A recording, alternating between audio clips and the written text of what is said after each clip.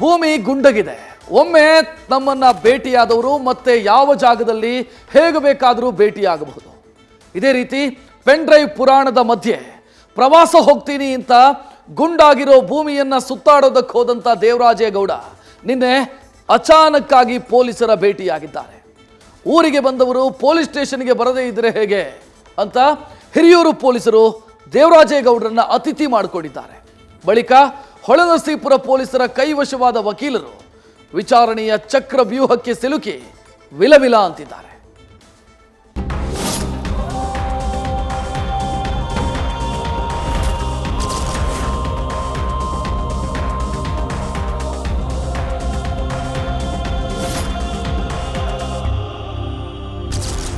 Toll ಗೇಟ್ನಲ್ಲಿ lock ಆಗಿರೋ Creta car.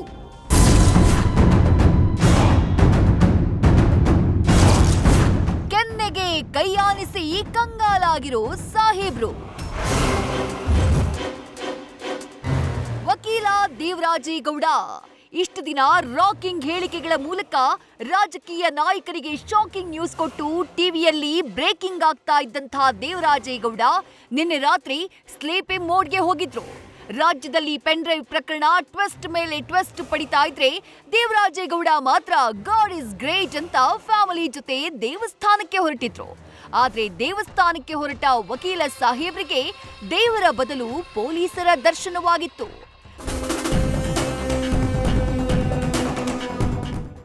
ತಾನು ಬೀಸಿದ ಬಲೆಗೆ ತಾನೇ ಸಿಕ್ಕಿಬಿದ್ದ ದೇವರಾಜೇಗೌಡ ವಿಡಿಯೋ ಶೇರ್ ಮಾಡಲು ಹೋಗಿ ಲಾಕ್ ಆಗಿ ಪರದಾಟ.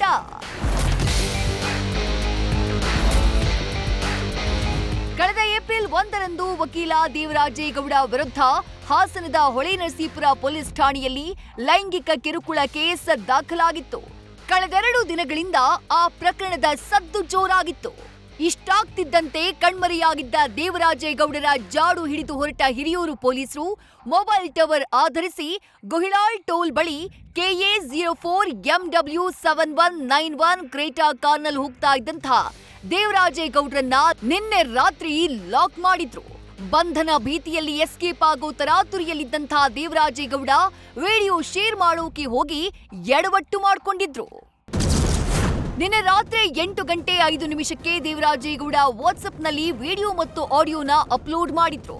ಇದನ್ನೇ ಆಧರಿಸಿ ಮೊಬೈಲ್ ನೆಟ್ವರ್ಕ್ ಜಾಡು ಹಿಡಿದು ಹೊರಟಂತಹ ಹಿರಿಯೂರು ಪೊಲೀಸರು ವಿಡಿಯೋ ಅಪ್ಲೋಡ್ ಆದ 5 ನಿಮಿಷದಲ್ಲಿ ರಾತ್ರಿ 8 ಗಂಟೆ 10 ನಿಮಿಷಕ್ಕೆ ಸರಿಯಾಗಿ ದೇವರಾಜೇಗೌಡರನ್ನ ವಶಕ್ಕೆ ಪಡೆದಿದ್ರು. ಹಿರಿಯೂರಿನಿಂದ ಹೊಳೆನರಸೀಪುರಕ್ಕೆ ದೇವರಾಜೇಗೌಡ ಶಿಫ್ಟ್. ತನಿಖೆ ವೇಳೆ ಪೊಲೀಸರಿಗೆ ದೇವರಾಜೇಗೌಡರಿಂದ ತಿರುಮಂತ್ರ. ನಿನ್ನೆ ರಾತ್ರಿ ಇಡೀ ಹಿರಿಯೂರು ಪೊಲೀಸ್ ಠಾಣೆಯಲ್ಲಿ ತೂಗಿಡಿಸಿದ್ದಂತಹ ದೇವರಾಜೇಗೌಡರನ್ನ ಇವತ್ತು ಬೆಳಗ್ಗೆ 4:30 ಸುಮಾರಿಗೆ ಹೊಳೆನರಸೀಪುರಕ್ಕೆ ಪೊಲೀಸರು ಕರ್ಕೊಂಡು ಬಂದ್ರು. ಹೊಳೆನರಸೀಪುರದಲ್ಲಿ ದೇವರಾಜೇಗೌಡ ವಿಚಾರಣೆ ನಡೆಸಿದ್ದ ಪೊಲೀಸರಿಗೆ ತಲೆಗೆ ಹುಳ ಬಿಟ್ಟಂಗಾಗಿತ್ತು. ಪೊಲೀಸರ ಪ್ರಶ್ನೆಗೆ ಮರು ಪ್ರಶ್ನೆ ಹಾಕ್ತಾ ಇದ್ದ ದೇವರಾಜೇಗೌಡ ಸರಿಯಾದ ಉತ್ತರವನ್ನ ನೀಡದೆ ಸತಾಯಿಸಿದ್ರು. ಹೀಗಾಗಿ ಅವರ ಕಾರು ಚಾಲಕನನ್ನ ವಿಚಾರಣೆಗೆ ಒಳಪಡಿಸಲಾಯಿತು. ಈ ವೇಳೆ ಡ್ರೈವರ್ ಹೇಳಿಕೆ ಆಧರಿಸಿ ಕಾರಿನ ಡ್ಯಾಶ್ ಬೋರ್ಡ್ನಲ್ಲಿದ್ದ ದೇವರಾಜೇಗೌಡ ಮೊಬೈಲ್ನ ಪೊಲೀಸರು ವಶಕ್ಕೆ ಪಡೆದಿದ್ದಾರೆ. ಇನ್ನು ಲೈಂಗಿಕ ಕಿರುಕುಳ ಕೇಸ್ ಸಂಬಂಧ ನಿನ್ನೆ ಸಂತ್ರಸ್ತೆಯ ಮರು ವಿಚಾರಣೆ ನಡೆಸಿದ್ದ ಪೊಲೀಸರು ಆಕೆಯ ಹೇಳಿಕೆಯನ್ನ ಆಧರಿಸಿ IPC ಸೆಕ್ಷನ್ 376 ಅಂದ್ರೆ ಅತ್ಯಾಚಾರದ ಸೆಕ್ಷನ್ ಕೂಡ ದಾಖಲು ಮಾಡಿದ್ರು. ಹಾಗಾಗಿಯೇ ನಾನ್ ಬೇಲೆಬಲ್ ಸೆಕ್ಷನ್ ಆಗಿರುವಂತಹ ಕಾರಣಕ್ಕಾಗಿ ದೇವರಾಜೇಗೌಡ ಅವರನ್ನ ತಕ್ಷಣಕ್ಕೆ ವಶಕ್ಕೆ ಪಡೆಯಲಾಯಿತು ಅಂತ ಹೇಳಲಾಗ್ತಾ ಇದೆ. ಒಟ್ನಲ್ಲಿ ಹಾಸನ ಅಶ್ಲೀಲ ವಿಡಿಯೋ ಪ್ರಕರಣವನ್ನ ಹೊಸ ದಿಕ್ಕಿಗೆ ತಿರುಗಿಸಿದ್ದ ವಕೀಲ ದೇವರಾಜೇಗೌಡಗೆ ತಮ್ಮದೇ ಕೇಸ್ನಲ್ಲಿ ಪೊಲೀಸರ ತನಿಖೆ ಎದುರಿಸುವಂತಾಗಿದೆ.